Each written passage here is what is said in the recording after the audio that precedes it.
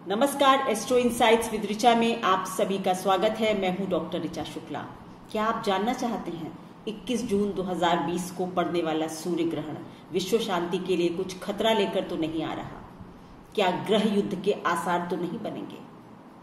राष्ट्राध्यक्षों की जान को तो कुछ खतरा नहीं हो सकता? देश में धार्मिक उन्माद बढ़ तो नहीं जाएगा?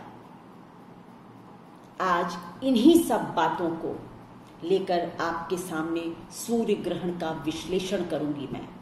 चलिए शुरू करती हूं अपना वीडियो। 21 जून 2020 को सूर्य ग्रहण पड़ रहा है।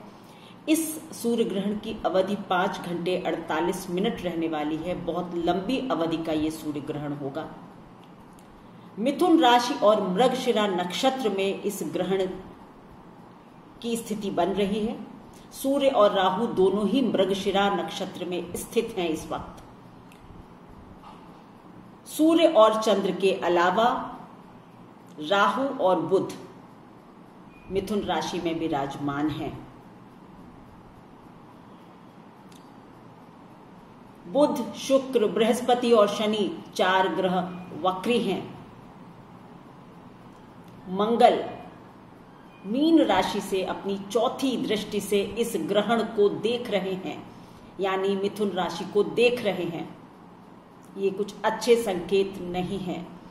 ग्रहण की राशि से 8वें स्थान यानी मकर में, कैप्रिकॉर्न में बृहस्पति और शनि का वक्री होना, क्या संकेत मिल रहे हैं हम लोगों को?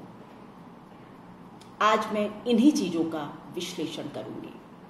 सबसे पहले मैं आपको बता दूं कि इसका जो समय होगा, कुछ लोगों का मानना है कि ये 10:30 बजे के आसपास से सुबह शुरू होगा और कुछ का मानना है कि 11 बजे से शुरू होगा। मोटा मोटा हम रख सकते हैं कि 10:30 के आसपास से सूर्य ग्रहण प्रारंभ होगा और 5 घंटे 48 मिनट आगे लगा लीजिए। तो इसका जो सूतक काल होगा वो 20 तारीख की रात 10 बजे से माना जाएगा, 10 साढ़े 10 बजे से।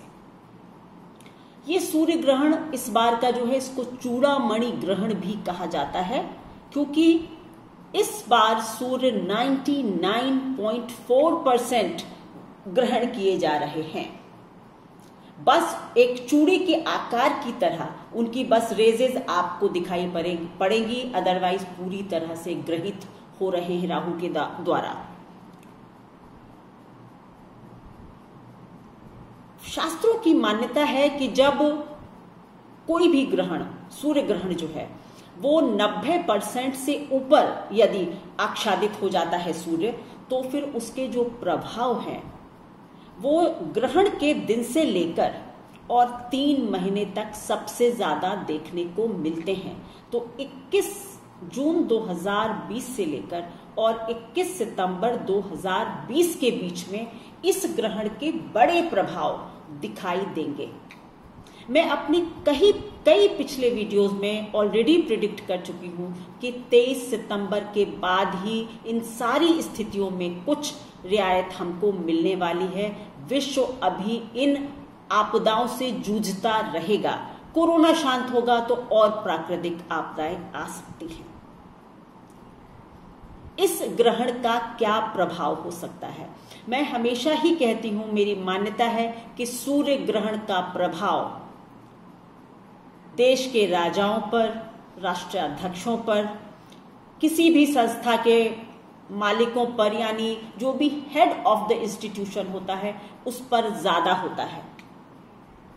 लेकिन पूरे समाज पर, वैश्विक उस पर इसका क्या प्रभाव होगा, ये आज मैं डिस्कस करूंगी। सबसे पहली बात कि मंगल जो कि मीन राशि में है, जल तत्व राशि में है और इस ग्रहण के स्थान को चौथी दृष्टि से देख रहे हैं, तो इसका मतलब कि सबसे पहले ये होता है कि भूमि से जुड़ी हुई आपदाएं ये ग्रहण ला सकता है। भूमि से जुड़ी आपदाएं क्या हो सकती हैं? भूकंप हो सकता है, लैंडस्लाइड हो सकती है, बहुत बारिश के चलते आपकी कुछ बाढ़ जैसी स्थितियां हो सकती हैं, कहीं अकाल हो सकता है, अनाज की जिसको आप कहते हैं फूड स्कार्सिटी हो सकती है। ये प्रभाव तो इस ग्रहण को मंगल देगा। बुध इस ग्रहण में क्या योगदान देगा? अच्छा योगदान देगा। सोशल मीडिया पर महिलाओं को कुछ ख्याति मिल सकती है, कुछ प्रगति हो सकती है महिलाओं की, विश्व भर में या फिर भारत में भी आप कह सकते हैं। जो बड़े इस ग्रहण के जो बड़े परिणाम होंगे, प्राकृतिक आपदाओं की बात तो मैंने कर ही दी, लेकिन अब राजनीतिक रूप से या वैश्विक जगत में क्या परिणाम होगा, इसकी चर्चा बहुत जरूरी मैं समझती हूं। सबसे पहला, क्योंकि सूर्य पूरी तरह से ग्रहण की स्थिति में है, अतः सरकारों को, गवर्नमेंट्स की जो संप्रभुता होती है, जो मोनोपोली होती है, या आप ये कह लीजिए जो सत्ता का दंभ होता है, उसको चैलेंज मिलने वाला है। किससे मिलेगा? आम आदमी से। एजिटेशंस, प्रोटेस्ट, सड़क पर निकलकर सरकार के खिलाफ दंगा करना, ये सब पूरे विश्व भर में देखने को मिल सकता है। दूसरी बात, क्योंकि बृहस्पति 8वें घर में वक्री हैं, शुक्र जो कि दूसरे गुरु हैं वो भी वक्री हैं, तो कहीं ना कहीं धार्मिक उन्माद देखने को मिलेगा, और ये धार्मिक उन्माद कहीं ना कहीं फिर राजनीतिक रंग भी ले सकता है। इसमें बहुत सारे लोग, जिसको कहते हैं, इन्वॉल्व हो जाएंगे, बिना सोचे समझे, अपनी बुद्धि का बिना प्रयोग किए हुए, क्योंकि बुध है वहां पर, चंद्रमा है वहां पर, तो आम आदमी अपनी बुद्धि का प्रयोग नहीं करेगा। जिसने जो कह दिया, भड़का दिया, आपने प्रोटेस्ट करना शुरू कर दिया। तो मैं कहूंगी कि सरकारों के लिए कठिन समय है। सरकारों को अपना अहंकार छोड़ना होगा। ये भारत की नहीं, विश्व भर की बात मैं कर रही हूं। संप्रभुता पर तो चैलेंज आएगा ही आएगा। दूसरी बड़ी बात, Russia, China, India, Great Britain, इन राष्ट्रों के राष्ट्राध्यक्षों के लिए, यूएसए को भी मैं शामिल करूंगी, लेकिन इन 4 को मैं मेनली कह रही हूं, Russia, China, India and great Britain. इनके राष्ट्राध्यक्षों को कुछ खतरे हो सकते हैं। इन 3 महीनों में किसी बड़े सेलिब्रिटी की, सेलिब्रिटी मतलब मैं कहूंगी किसी भी क्षेत्र के जो जाने माने लोग होते हैं, जो बड़े लोग होते हैं, विश्व भर की बात कर रही हूं, तो जो भी विश्व के वैश्विक जगत पर कुछ जाने माने लोग हैं, उनमें से किसी की मृत्यु भी हो सकती है। किसी राष्ट्राध्यक्ष की भी मृत्यु या फिर सेहत बहुत खराब हो सकती है। ये बात कुछ भी डराने की नहीं है या डरने की नहीं है, लेकिन मैं कहूंगी कि सभी राष्ट्राध्यक्षों को अपनी सुरक्षा का चाक चौबंद व्यवस्था करनी चाहिए। ये बहुत इंपॉर्टेंट है इस ग्रहण के चलते हुए। Last but not the least,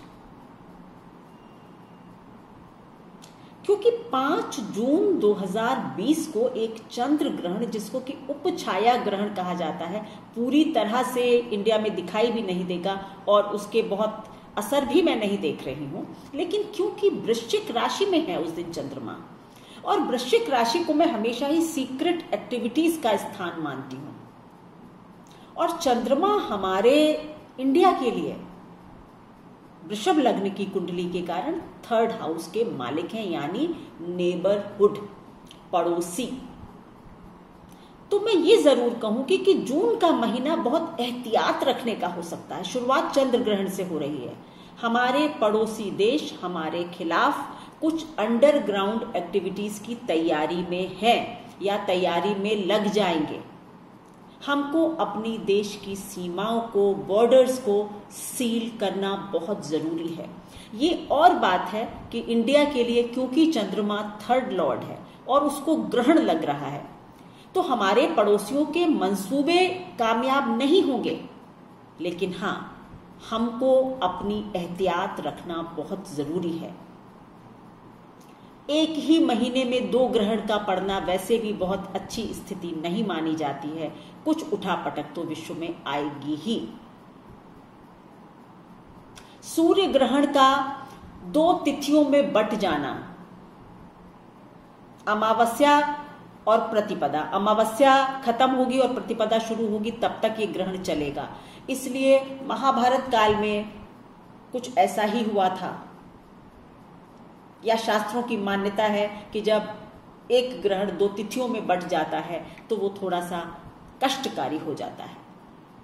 तो इस ग्रहण से हम कुछ बड़ी उठापटक की उम्मीद तो कर सकते हैं, लेकिन मैं कहूंगी हम सभी का कर्तव्य है कि सूर्य की आराधना करें, सूर्य से प्रार्थना करें, शिव की आराधना करें, क्योंकि इस वक्त मुझे लगता है शिव की आराधना ही हमको इस तरह की प्राकृतिक आपदाओं से, इस तरह के संकेत जो हमको अच्छे नहीं मिल रहे हैं ज्योतिषीय, उनसे बचा सकते हैं। तो उस दिन भी आप सूर्य की आराधना करें, शिव की आराधना करें। आप शिव तांडव स्तोत्र पढ़ सकते हैं, आप शिव रुद्राष्टक पढ़ सकते हैं, ओम नमः शिवाय का पाठ करना भी बहुत अच्छा होगा। सूर्य के मंत्रों का जाप भी किया जा सकता है, लेकिन किसी भी मूर्ति पूजा को उस दिन ना करें।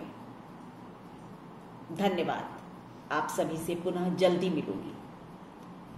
And please do like and subscribe to my channel. Bell icon को प्लीज प्रेस करें सो दैट आपके पास मेरे नए वीडियोस के नोटिफिकेशंस पहुंचते हैं। Please subscribe to my channel. Thank you.